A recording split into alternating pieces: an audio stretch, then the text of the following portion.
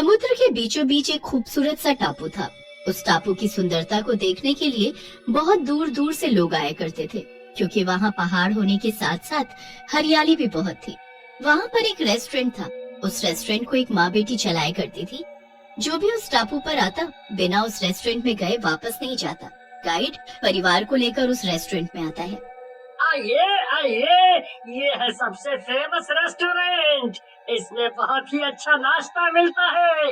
इसको अगर आप एक बार खाएंगे तो जब भी घूमने आएंगे चाहे खाने जरूर आएंगे।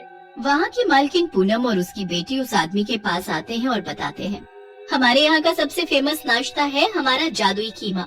क्या वो खाना पसंद करेंगे आप सर? हाँ जरूर खिलाइए, हम भी यहाँ यही देखने आए हैं कि यहाँ फेमस क्या है। वो और उसका पूरा परिवार वो कीमा बहुत मजे से खाता है। वाह वाह भाई वाह, कितना अच्छा कीमा है। इतना अच्छा कीमा तो मैंने आज तक कहीं और कभी भी नहीं खाया। कैसे बना है ये इतना स्वादिष्ट? Thank you sir.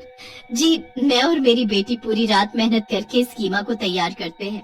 बहुत टाइम, मेहनत और प्यार से हम इसको बनाते हैं और आप लोगों को देते हैं। अच्छा लगा ना आपको? हाँ, बहुत अच्छा है। ये रहा आपका टिप। थैंक यू सर, और आप फिर जरूर आइएगा। Bye bye. जी बेटा, मैं जब भी यहाँ आऊँगा आपके रेस्टोरेंट में ये कीमा जरूर खाने आऊँगा। इतना बोलकर वो आदमी वहाँ से चला जाता है। ऐसे ही उनका रेस्टोरेंट टापू पर बहुत फेमस हो जाता है और लोगों को बहुत अच्छा लगता है। उनके साइड में एक और रेस्टोरेंट होता है जिसका मालिक शेखर पूनम और उसकी बेटी से बहुत जलता है, क्योंकि सस्ता देने के बाद भी उसके रेस्टोरेंट में कोई नहीं आता। उसके रेस्टोरेंट में इतने लोग क्यों आते हैं? वो ऐसा क्या देती है जो हम लोग नहीं बना पा रहे हैं? उनका रेस्टोरेंट हमारे वाले से कितना छोटा और नॉर्मल सा ही है, फिर भी उनके रेस्टोरेंट के बाहर लाइन लगी रहती है। ऐसा क्या खास है वहाँ? जी मालिक, वो बहुत ही स्पेशल तरीके का कीमा देती है जो हम लोग नहीं बना पाते हैं, और उसकी रेसिपी भी वो किसी से नहीं बताती है। जाने क्या डालती है उसमें, और वो सच में जादुई कीमा लगता है, बहुत ही टेस्टी। बस चुप कर।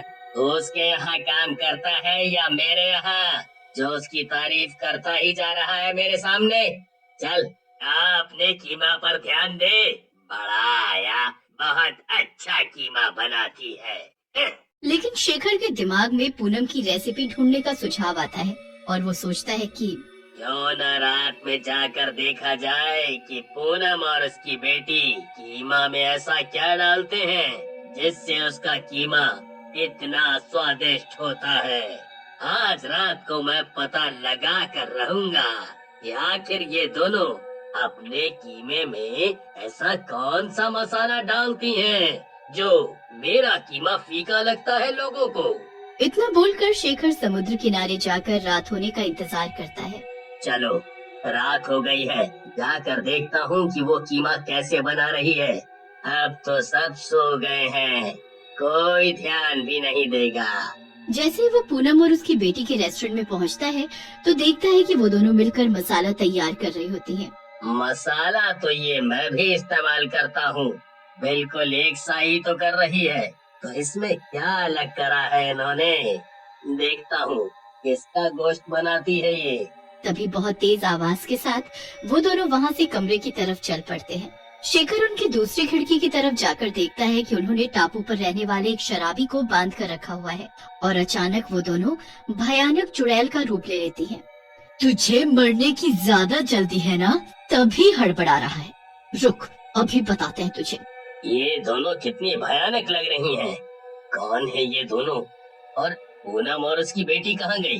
तभी वो दोनों चुड़ैल उस शराबी का गला दबाकर मार डालती हैं और उसका खून पीने लगती हैं। अब आई न राहत। हाँ माँ, अब बाकी का काम फुर्ती से हो पाएगा मुझसे भी, वरना तो कीमा बनाते बनाते मेरा तो खुद का कीमा बना जा रहा था। अरे ये दोनों तो चुड़ैल हैं, इन्होंने उसको मार डाला। शेखर ये नजारा देखकर चौंक जाता है और उसके पैर लड़खड़ाने लगते हैं। फिर वो किसी तरह खुद को संभालता है और वहीं सावधानी से छुप कर देखता है। माँ चलो इसका गोश्त निकाल कर मसाले में मिला देते हैं, फिर से कीमा बनाना होगा ना। हाँ बेटी चलो, तभी तो कल लोग खाएंगे टेस्टी टेस्टी कीमा। अच्छा, तो इसको ये जादुई नाश्ता बोलती हैं। इंसानों के मांस से बना हुआ कीमा लोगों को खाने के लिए देती हैं ये। मुझे ये सब लोगों को बताना होगा और तभी इन्होंने शराबी को चुना होगा, क्योंकि उसके बारे में कोई पूछेगा नहीं। इसीलिए चुपके चुपके अपना काम करते रहेंगे। ऐसे तो इन्होंने ना जाने कितने लोगों को मारा होगा। मुझे मुझे यहाँ आने वाले लोगों को सतर्क करना होगा, वरना बहुत बुरा होगा। इतना बोलकर शेखर वहाँ से डरता हुआ अपने घर चला जाता है और सोचने लगता है, हे भगवान, बेचारे लोगों को तो पता भी नहीं होगा कि ये चुड़ैलों का जादुई नाश्ता क्या है, जो कि इंसानों को मार कर बनता है। वो लोग तो बेचारे ऐसे ही खा लेते होंगे बिना सोचे समझे। क्या करूं मैं? अब चलो, मैं अपने वेटर को इस बारे में बताता हूँ।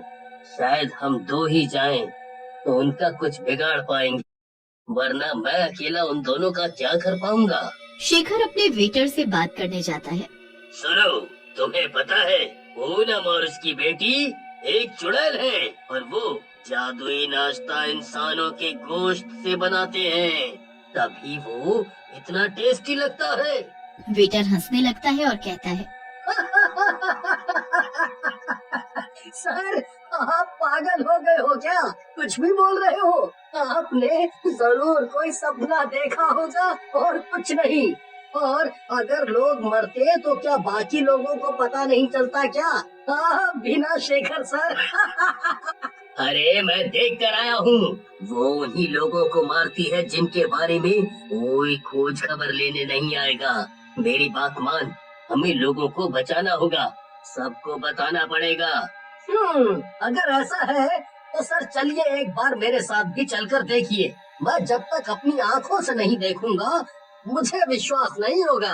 हाँ, चल चल, तू अपनी आँखों से देख ले कि वो बहुत खतरनाक चुड़ैल है और वो लोगों को कैसे भयंकर तरीके से मारती है। इतना बोलकर शेखर अपने वेटर को रात होते ही चुड़ैलों के घर लेकर जाता है। पर इस बार चुड़ैलों को इस बात की भनक लग जाती है कि कोई उन्हें देख रहा है या कोई उनका पीछा कर रहा है, तो वो दोनों काम करने का नाटक करती रहती हैं। बेटा तू मसाला तैयार कर, तब तक मैं जरा बाहर से घूम कर आती हूँ गोश्त लेकर। ठीक है माँ, अभी करती हूँ। तू यहाँ खड़ा होकर देख और बाद में मुझे समंदर किनारे मिल, क्योंकि अगर हम एक साथ देखेंगे तो शायद वो लोग हमें पकड़ लें और हम एक दूसरे की मदद नहीं कर पाएंगे। जी ठीक है, मैं यहीं रहता हूँ। और वो वहाँ से उनको देखने लगता है, लेकिन पूनम को वेटर की आहट से अंदाजा लग जाता है कि उसके घर के आसपास कोई है और वो धीरे से चुपके से वेटर के पीछे भयानक चुड़ैल रूप लेकर खड़ी हो जाती है। इस बात की वेटर को भनक भी नहीं होती कि चुड़ैल ने उसे घेर रखा है। सर भी ना फालतू की बात करते हैं। पूनम की बेटी तो अभी मसाला ही बना रही है और वो भी हमारी ही तरह तो कर रही है, लेकिन गोश्त कहाँ है? दिख ही नहीं रहा है और ना ही कोई आदमी दिख रहा है, और ये तो लड़की ही है, कहाँ चुड़ैल है? सर सच में पागल हो गए हैं। गोश्त तो अब मिला है ना मुझे, तो तुझे पहले कैसे दिखाई देगा? हाँ? वेटर जैसे ही पलटकर देखता है वो दंग रह जाता है। मुझे माफ कर दो, मुझे माफ कर दो। मैं तो शेखर सर के कहने पर यहाँ आया था। मुझे नहीं पता था कि तुम लोग क्या करती हो और क्या नहीं।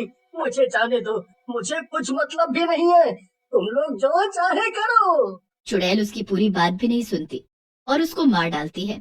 फिर उसको खींचकर अंदर ले जाती है। इसी की भनक लगी थी मुझे, ये हमें देख रहा था, आज इसी का कीमा बनाएंगे। हाँ माँ ठीक है, मजा आ जाएगा। ये सब शेखर देख रहा होता है, उसने ये सब फोन में रिकॉर्ड कर लिया था। ये मैंने क्या कर दिया? मेरी वजह से वेटर मारा गया। मुझे उसको लेकर नहीं आना चाहिए था। मेरी वजह से इसकी जान चली गई। पर इस बार मैं इनको नहीं छोड़ूंगा। अब मैं इनकी पोल खोल दूंगा। और जाकर टापू के लोगों को भी दिखाऊंगा और इनको सबक सिखा के रहूंगा। शेखर जल्दी जल्दी लोगों को बुलाता है और इकट्ठा करके सबको अपनी बनाई हुई वीडियो दिखाता है। सब ये भयंकर सच देखकर बहुत डर जाते हैं। ये सब क्या है शेखर? बहुत डरावना है ये सब। ये वही है जो आप लोग देख रहे हैं। पूनम और उसकी बेटी चुड़ैल है। वो लोगों को मारकर उनका कीमा बनाकर बेचती हैं और सबके साथ धोखा करती हैं और ऐसा कीमा बनाती हैं जिसको लोग कितना पसंद करके खाते हैं। देखो देखो ये कीमा कैसे बनता है। हमें हमें लोगों की जान बचानी होगी और इन चुड़ैलों को मारना होगा। लेकिन हम इनको मारेंगे कैसे? ये दो है, ऊपर से चुड़ैल है, हमसे ज्यादा शक्तिशाली भी होंगी। हम लोग इनको कैसे मार सकते हैं? मैंने सुना है कि चुड़ैल अपनी बेटी से बहुत प्यार करती है। अगर हम पूनम की बेटी को आग लगा दे तो वो अभी छोटी है और इतनी ताकतवर नहीं होगी। अभी तो वो चुड़ैल दुख में खुद ही मर जाएगी। टापू वाले उसकी बात समझते हैं और पूनम की बेटी को अकेला जाता देख उस पर आग फेंक देते हैं। वो मासूम सी लड़की से एक चुड़ैल में बदल जाती है और जलने लगती है। जब ये चुड़ैल को पता लगता है तो वो भागी भागी जाती है और अपनी बेटी को बचाने के लिए उसकी आग बुझाते बुझाते खुद भी उसी में लिपट जाती है, जिससे दोनों चुड़ैल जलकर मर जाती हैं।